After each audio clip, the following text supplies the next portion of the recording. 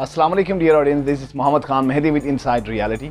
आप सब यकीनन खैरियत से होंगे। हम डिस्कस करने जा रहे हैं on going progress, on going session mister Imran Khan के ख़िलाफ़ नो वोट कॉन्फिडेंस के कॉन्फिडेंस के बारे में आज हम डिस्कस करेंगे और उन तमाम मुहर्रिकात का जिक्र करेंगे जिसकी वजह से पाकिस्तान की सियासत एक दोराहे पर खड़े हैं, एक बहुत क्रिटिकल जंक्चर पर खड़े हैं और वहाँ से किसी भी वक्त एक हंगामा खेज़ सूरत हाल पैदा हो सकते हैं, क्योंकि इस नहज तक पहुँचने में जितनी टाइम लगी है उतनी देर आवाम को कुर्बानी देना भी पड़ेगा। तो इन तमाम के पीछे होने वाले डिस्ट्रेस और मेंटल एगनी, पोलराइज पॉलिटिक्स और मुल्क में जो हंगामा खेज़ जो सूरत हाल है और मिलिट्री और सिविलियन गवर्नमेंट की जो मुतज़ाद बयानात आ रहे हैं अमेरिका के हवाले से और ख़ारिजा पॉलिसी के हवाले से, इस पर एक यकीनन हमें सोचना होगा। सिविल मिलिट्री रिलेशन से पास्ट अगर हिस्टोरिकल बैकग्राउंड में देखें तो हमें कोई तसल्ली बख्श एक जायज़ा अगर ले लें तो कोई तसल्ली बख्श हमें रिपोर्ट देखने को या कोई आंसर देखने को हमें नहीं मिलती। रादर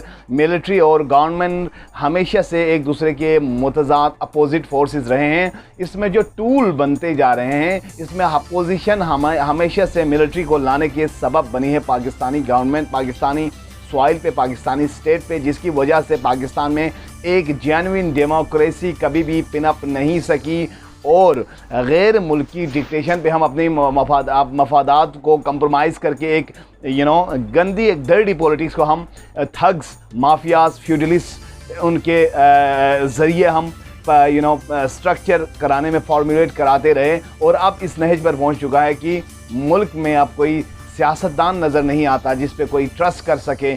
अगर कोई बंदा खुददार निकल आते हैं तो उसके ख़िलाफ़ एलिगेशंस लगाते हैं या इन्फ्लेशन के नाम से या उसके ख़िलाफ़ उसको असैसिनेट किए जाते हैं या उसकी पर्सनल असैसिनेशन जो रिमार्क्स किया जाते हैं उसके ऊपर। अब जो अपोजिशन पार्टीज़ और इनकम्बेंट गवर्नमेंट है उसके ख़िलाफ़ जो उनके जो बीच में जो इंटेंसिटी है, इस हवाले से हम डिस्कस करेंगे किस वजह से हुई और क्या करने क्या चाहिए, जो रेमेडी से हमें क्या स्टेप्स लेनी चाहिए, इस हवाले से डिस्कस करेंगे। और अमेरिका और रशिया के हवाले से हम बात कर लेंगे किस तरह से हमने अमेरिका का साथ दिया और रशिया का के ख़िलाफ़ हो गए और हमें क्या मफादात हमने गेन कर लिए। इससे पहले हमारे न्यूली ऑडियंस से गुजारिश है कि आप हमारे चैनल को सब्सक्राइब कर लें, बेल आइकन पर क्लिक कर लें ताकि आप मसनद खबरों के लिए हमसे जुड़े रहें।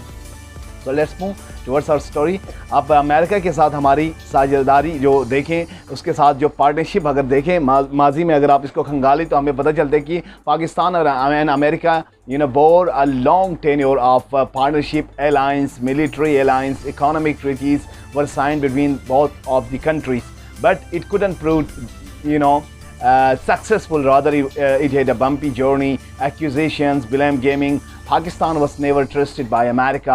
Rather, Pakistan was accused as a terrorist hub and safe havens by successive American regimes. You can see in the past it was demonstrated by so-called American nationalist leaders, either in the tenure of Bush administration or Jimmy Carter or Donald Trump, or recent by the Joe Biden administration. Pakistan was vigorously neglected in all forums.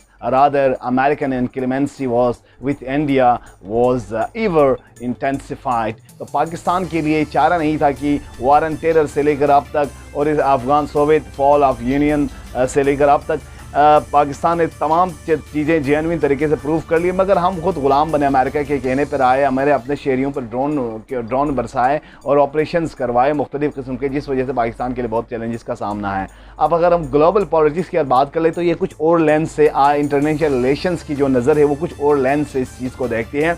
दुनिया में वही हम जिसे साजिश कहते हैं, conspiracy for example, वो इसको एक पॉलिटिकल एक अपनी एम्बिशन को अचीव करने का एक गोल समझते हैं, जिसके तहत वो छोटे मुल्कों को पैराफिरल कंट्रीज़ कहते हैं, वो कोर कंट्रीज़ आकर उनके ऊपर एक सब्जुगेट होती है और अपना एक पॉलिटिकल आर्डर। आप हेनरी किसिंजर की बुक देखें, the new world end of the history and the new world order, इसमें वो लिखते हैं कि किस तरह अमेरिका मुल्कों को गिराने के लिए, फॉल करने के लिए डिवाइड एंड रूल के पॉलिसी पर हमारे पैरा होते हैं, जिसके तहत वो अपने मनपसंद यस मैन रिजीम लाते हैं मुख्तलिफ़ कंट्रीज़ में।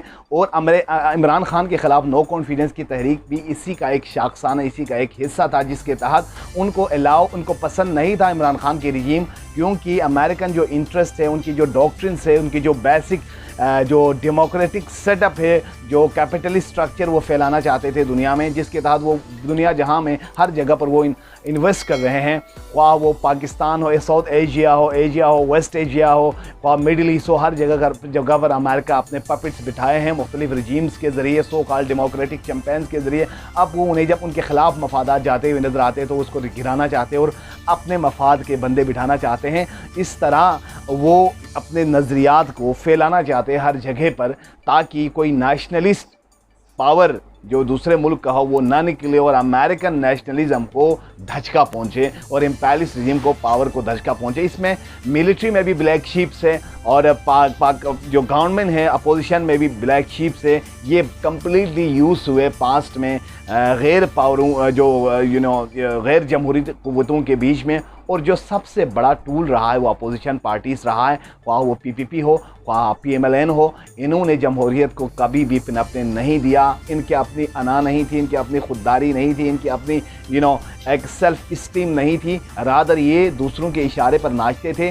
अब अगर आप देख लें सिविलियन गवर्नमेंट की जानिब से कुछ और बयानात आती है, और फॉर एग्ज़ाम्पल वहाँ पर किसी अपोजिशन के बयानात कुछ और है, मिलिट्री के बयानात कुछ और है। इससे हमें एक यूनिटी और जो कोहेजन नज़र आनी चाहिए किसी कौम के अंदर, वो मिस कर पा रहे हैं, क्योंकि एक खलफशार किसी फ़ज़ा है और अपोजिशन ख़ुद इतने बड़े स्टेप नहीं ले सकते थे। यकीनन उनको गैर मुल्की ताकतों का सपोर्ट हासिल है, और कहा भी जा रहा है कि कुछ हल्के ये भी कहते हैं कि उनको मिलिट्री से भी सपोर्ट है, क्योंकि मिस्टर इमरान खान क्योंकि जो नए DGI उसको वो नहीं बनाना चाहते थे, इस वजह से ये एस्पेक्ट भी शामिल हो सकते हैं, क्योंकि मिलिट्री अपने जो उसूल है उस पर कंप्रोमाइज़ नहीं करता। तो ये तमाम चीज़ें मिलकर एक राह हमवार किया है। अब इमरान खान के ख़िलाफ़ नो कॉन्फिडेंस आ रहे हैं। क्या ये एक आज़ाद खारजा पॉलिसी की तरफ हमें ले जा रहे हैं, या हम एक बंद गली में दाखिल हो रहे हैं? तो ऑब्वियसली हमारे लिए फ्यूचर है, ऑब्वियसली जिन बंदों को, जिन टोलों को हमने ट्रायल किया उनको फिर से आजमाना हमारे लिए एक मुसीबत की घड़ी होगी। जरदारी, नवाज शरीफ और इन मौलाना फजल रहमान और उनके जो टोले हैं उनके ऊपर बेशुमार बेतहाशा इल्ज़ामात है, स्कैंडल से money laundering, fraud cases, corruption cases और एसेट्स बियॉन्ड मींस, इन तमाम के असासों में, इन तमाम के केसों में वो एक इन्वॉल्व है, वो कन्विक्टेड है। These parties are convicted by the supreme court, the genuine court of Pakistan. अगर आप सुप्रीम कोर्ट को बिलीव करें या ना करें, ये मुल्क का एक सुप्रीम कोर्ट है। उन्हें prime minister mister Imran Khan को उन्होंने सादिक और अमीन करार दिया, और वो अगर अमेरिका के ख़िलाफ़ उन्होंने टाइस की बात नहीं की, उन्होंने बताया कि अमेरिका हमें सब्जुगेट नहीं कर सकते हैं, हमारी उसूलों पे हमें कंप्रोमाइज़ करने का सोच नहीं सकते, क्योंकि हम एक आज़ाद मुल्क के आज़ाद खारजा पॉलिसी चाहते हैं। तो आज की जो नो कॉन्फिडेंस तहरीक है, ऑब्वियसली इमरान खान का कहना है कि वो लास्ट बॉल तक खेलेंगे और एक अच्छे रिजल्ट आएगा। और तमाम analysts, political thinker across the world, उनका कहना है कि इमरान खान की मकबूलियत का जो ग्राफ है वो काफ़ी ऊपर जा चुका है। In both case mister Imran Khan will be coming with more thunder in ramble, and he will fight with the opposition parties and give them very tough time, obviously because he is on genuine ground। और opposition की जो accusation है inflation को लेकर, उनको चाहे कि पूरी दुनिया पे एक नज़र डाले तो एक एनर्जी क्राइसिस है और इन्फ्लेशन है कोविड-19 की वजह से। अगर वो कोई आज़ाद खारजा पॉलिसी अपनाए हुए हैं और अभी उनके पास कोई मैनिफेस्टो नहीं है, तो आने वाला दौर बड़ा भयानक लगता है। और जो मेन रीज़न है इन तमाम चीज़ों की, civil military relation has been very bitter in Pakistan, and it has been the reason of military invasion and foreign invasion in the country, until and unless we have strong civil, robust civil society and strong vigorous democratic norms in the country, we won't have an enduring future। तो हमारी कोशिश दुआ है कि आने वाले दौर पाकिस्तान के लिए ताबनाक हो और तमाम पार्टीज मिलकर पाकिस्तान की मफाद का सोचें। This was something from my side. हमारी न्यू ऑडियंस से गुजारिश है कि आप हमारे चैनल को सब्सक्राइब कर लें, मसनद खबरों के लिए जिन्होंने अब तक सब्सक्राइब नहीं किया। Thank you for watching my channel. Take care, अल्लाह हाफिज़।